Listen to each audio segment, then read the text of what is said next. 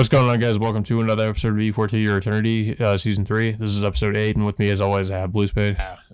So we finally follow up on what happened at the last episode, in which Fushi's trying to figure out how to deal with that, that knocker girl that he ran into. Uh, eh, Yeah, I think her name was Mimori. Yeah. Mimori. There was one funny scene in the middle of the episode in which the knocker Mimori is just literally tied up Hiro into such a particular state and starts whipping him. Yeah, and apparently he's also he comes back later and he flashes people too. I don't know why that was even necessary to do that. But yeah, it's just okay. So yeah, he meets with Bon, discussing what to do about the memory knocker, but I, but he's told that that he needs to steer clear for the time being. Just I guess she's like a fighter knocker or something like that, and Fushi needs to deal with like other specific knockers, whatever they are. Um, and then Mizoha's mother's spirit tells him that not I guess to stay a little bit more vigilant now that the knockers are I guess are possessing other people outside of memory and her own body. And of course Fushi doesn't like that idea, because he feels like it's giving he feels like it's giving the knockers more of an opening to hurt and take over more people. Yeah. And then we also have Fushi having a conversation once again with the Black One, or I think he's now calling himself like Satoru or something, or I think that's his name. I think so. Yeah.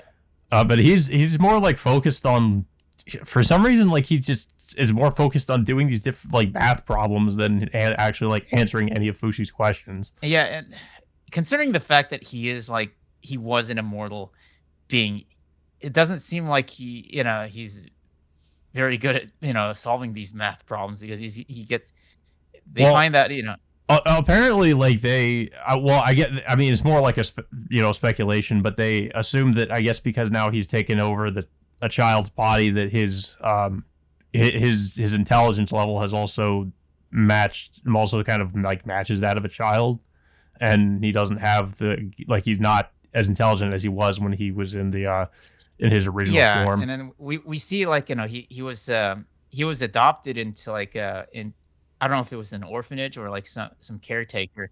I think it was an orphanage. So we see him experiencing different things for the first time in his life, eating good food, taking a bath or something like that, which he's never experienced ever during his during his immortal lifetime, or for whatever how long he's lived. Yeah. Well, and we also find out I guess part of the reason why he's now inhabiting a human child is because I guess after giving some of his powers to Fushi, he wasn't as I don't know. I'm assuming he was some kind of a godlike being, but I guess he had, maybe there's limits to how much he can do, because he gave some of his abilities to Fushi, and I guess after he did that, he was in a weakened state, so he had after that inhabited the body of this child, and he just doesn't have the power he once did. I guess think it also goes back to what happened back in season 2, in which the Black One, or his creator, wanted to get make Fushi his successor in a ways, because we can see Fushi exhibiting some amount of power that his creator I guess utilized, but not in the same extent as he did, as far as we know right now. But it seems like Fushi, with some amount of time, or for however how long he needs to do it, should be capable of having the same sort of abilities his creator does. It just seems like his creator just feels like he just wants to be done with this whole immortality thing, and just move on to a normal life as a human. Yeah, like overall, his whole attitude just seems like he's completely given up at this point. Like he just doesn't care anymore. Um, at least that's how kind of like how he comes off, and it kind of pisses off Fushi to the point where like he pushes him down and just like I guess slightly injures him. Um, and this ends up well. This happens later in the episode, but his current I guess you'd say like his current guardian, like I forget her name, but she learns about this and ends up trying to go after Fushi for it later. Yeah, it happens when what was it? When Fushi goes on a date with Mizuha for the first time. Well, of course, Fushi's never really gone on an actual date before, and this is sort of a first step of him trying to learn about love, which he asks Mizuha to teach him. So like her first thing that she does is like take Fushi out on a date, which she does. And of course, like what was it? Satoru's guardian, catches him during the date and tries to chase him, but then Fushi, of course, transforms himself into one of like what was it? One of his old friends back in season one. Yeah.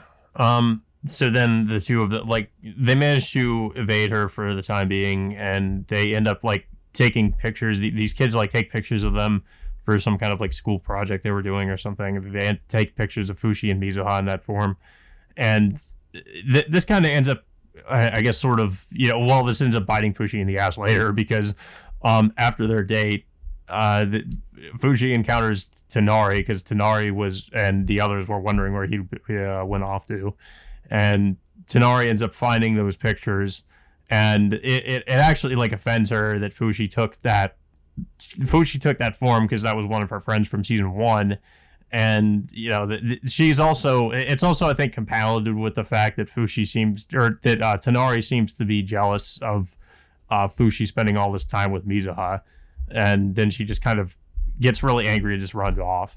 But this is really like the first time that I feel like we've seen Tanari get so angry or jealous of Fushi, or Fushi being potentially romantically involved with somebody. Maybe that's just because like this season is finally like trying to explore that aspect of Fushi that hasn't actually been explored yet, him actually being like romantic with anybody.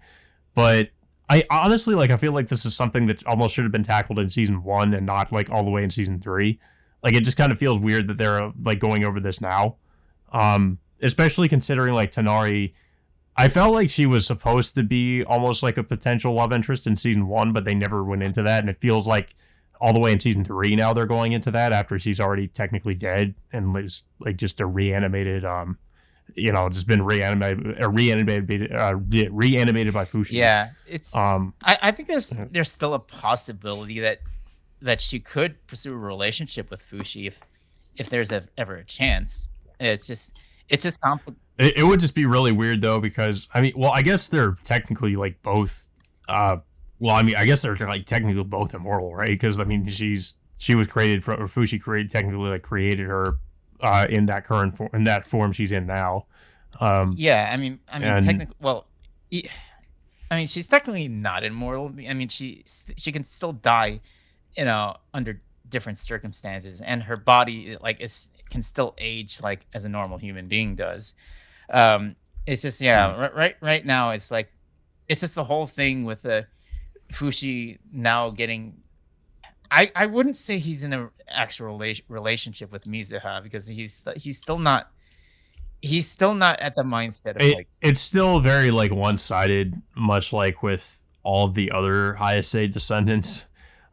It's just that Fushi is interested in learning about love, but he's so far, at least, it doesn't seem like he's really. It doesn't seem like he really understands Mizuha's intentions or her feelings, and he's really not reciprocating them much at all either.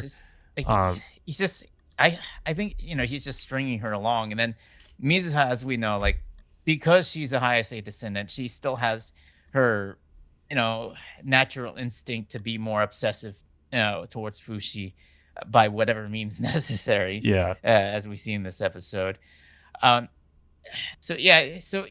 This kind of gets into like almost a low point with Fushi, in which after having to having to see Tanari being angry at him about uh dating, well, the descendant of the person who pretty much caused so much suffering, not only to Fushi but to her as well, because thanks to like to Hayase, her friends died because of what happened, and not to mention that one of Yeah. um her descendants ended up killing her.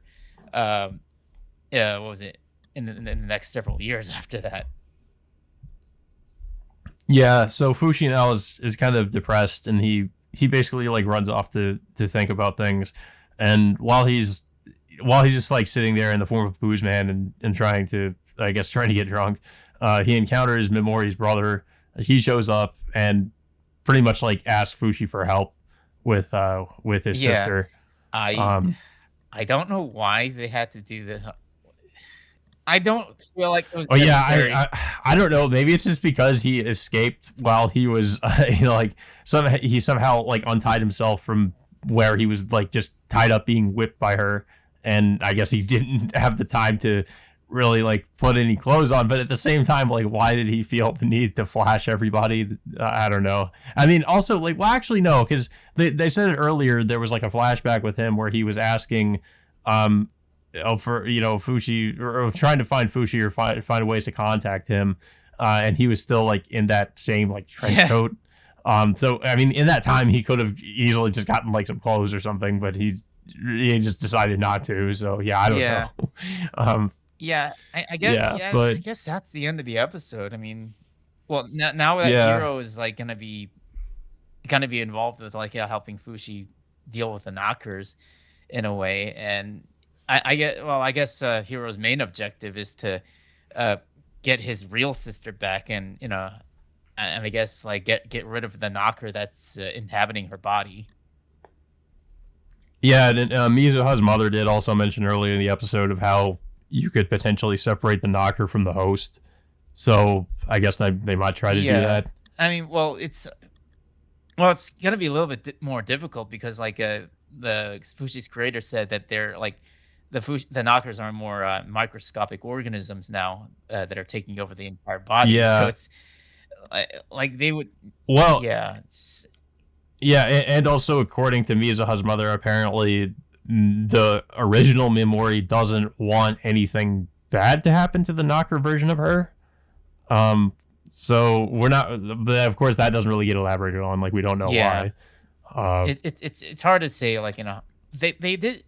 She did mention that there was a way to kill, uh, the no the possessed knocker. I guess it's just basically just like killing, stabbing him through the head or something like that. But it's just yeah, like I don't know if it's really gonna solve anything, because I don't know if it'll mean you're just gonna kill the host body too, and that's gonna leave out the spirit user just like, I don't know, just dead forever or something like that. It's hard to say like how are they gonna end up going around that. yeah. I mean, as far as we know in the series, like once someone gets possessed by one of the Knockers, it's pretty much too late.